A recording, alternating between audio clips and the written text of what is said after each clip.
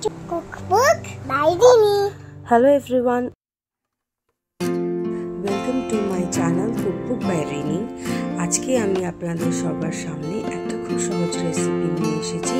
এটা হলো পনির বাসন্তী। চলুন দেখে নিই কিভাবে সহজ রান্নাটা করছি। প্রথমে আমি একটা পাত্রে কিছুটা কাজু, তারপরে পোস্ত আর চাল মগজ জলে ভিজিয়ে রেখেছিলাম। এরপরে পনিরগুলোকে আমি একটুখানি কেটে নিয়ে ভালো করে কড়াইতে তেল দিয়ে এগুলোকে এক এক করে ভেজে নিচ্ছি।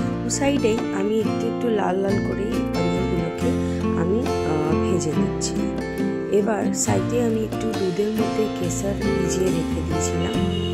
এবার একটা ব্লেন্ডারে আমি টমেটো আর আদা পেস্ট করে নিচ্ছি। তারপরে পেস্ট হয়ে গেলে বাকি যে আমরা কাজু আর চারমগজ আর পোস্ত ভিজিয়েছিলাম সেটাও নিয়ে একসাথে সব পেস্ট করে এরপরে কড়াইতে তেল দিয়ে আমরা এই পেস্টগুলোকে দিয়ে দিচ্ছি। পেস্টগুলোকে একটুখানি নেড়ে ছেড়ে এর ওপর থেকে আমি হলুদ আর নুন দিয়ে দিচ্ছি।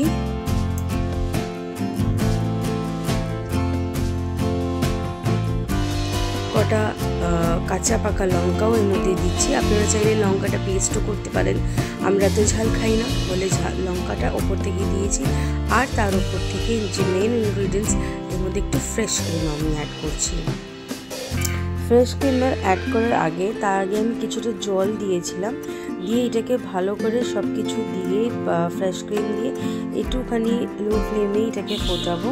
তারপরে ওপর থেকে যে আমরা পনিরগুলো ভেজে রেখেছিলাম সেটাকে আমরা অ্যাড করে দিয়েছি। একটুখানি ফুটতে দিতে হবে। আর ওপর থেকে যে কেশরের দুধ ভেজানো জলটা ছিল সেটা আমরা ওপর থেকে দিয়ে দিচ্ছি।